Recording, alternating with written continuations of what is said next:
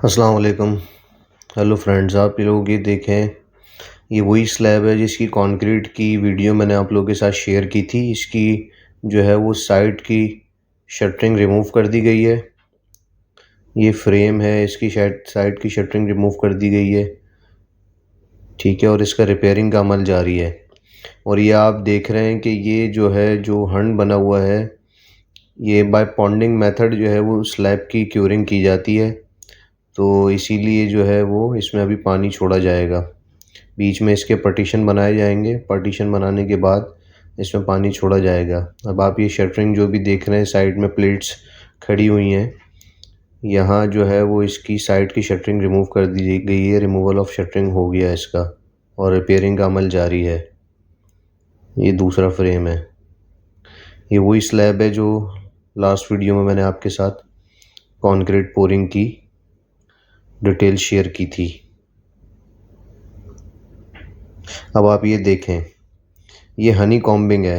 ये हनी कॉम्बिंग आई हुई है, यहाँ पे रिपेयरिंग हो रही है। ये पानी लगा रहे हैं, ठीक है। पानी लगाने के बाद जो है वो इस पे ये सूखा सीमेंट लगाएंगे।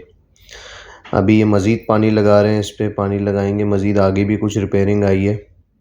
अच्छा, ये हनी कॉम्बिंग जो है वो यूँ समझे इनसफिशिएंट ऑफ वाइब्रेटर की वजह से भी आती है। और जो है वो अगर हमारी जो है प्रॉपर मिक्सिंग नहीं होती कंक्रीट की, तो उसकी वजह से भी हनी कॉम्बिंग आ जाती है। ये ठीक नहीं होती, मगर ये अगर साइड में कहीं आ रही है तो इसकी रिपेयरिंग हो जाती है। इसके वॉइड्स को फिल करना पड़ता है। अभी देखें, ये सूखा सीमेंट इस पे लगा रहे हैं ताकि ये बॉन्ड पकड़े, बॉन्ड बने एक ओल्ड कंक्रीट के साथ नए सीमेंट का। क्योंकि सीमेंट जो है वो बॉन्डिंग एजेंट है। वैसे तो इस पर ग्राउट डलना चाहिए, मगर अगर ग्राउट की कोई सूरत हाल नहीं है तो फिर पानी मारने के बाद और फिर ये सूखा सीमेंट इस तरीके से इस पे जो है वो लगाया जाता है। ये सूखा सीमेंट लगा दिया। अभी जो है वो इस पे अब ये इसकी रिपेयरिंग करेंगे। ये इन्होंने नीचे जो है वो बनाया हुआ है, मोटार बनाया हुआ है। मोटार के थ्रू जो है इसकी रिपेयरिंग होगी। ये देखें, ये इसने ये लिया और ये इसने इसकी रिपेयरिंग कर दी इस तरह। अभी एक बॉन्ड पकड़ लेगी। डायरेक्ट भी इसको मोटार को यहाँ पे लगा सकता था, मगर वो एक बॉन्ड जो बनना होता है वो नहीं बनता। अब ये आप एक देखें पिक्चर, ये क्लोज पिक्चर है इसकी हनी कॉम्बिंग की। आप ये देखें, इसमें आपको एग्रीगेट जो है वो अलग नज़र आ रहा होगा।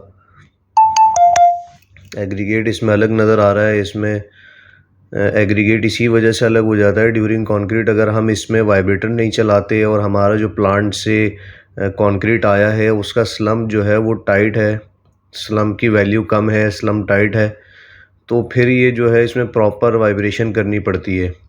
तो एडमिक्सचर हम यूज़ इसीलिए करते हैं कि ये कंक्रीट वर्केबल हो जाए, उसका जो स्लम्प है वो एक वर्केबल कंडीशन में आ जाए।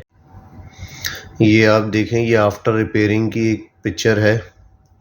इसमें प्रॉपर तरीके से रिपेयरिंग हो गई है। अभी ये जब सीमेंट ड्राई हो जाएगा, अपना सेटिंग टाइम पीरियड पूरा कर लेगा, उसके बाद ड्राई हो जाएगा, तो ये सरफेस एक जैसी नज़र आएगी।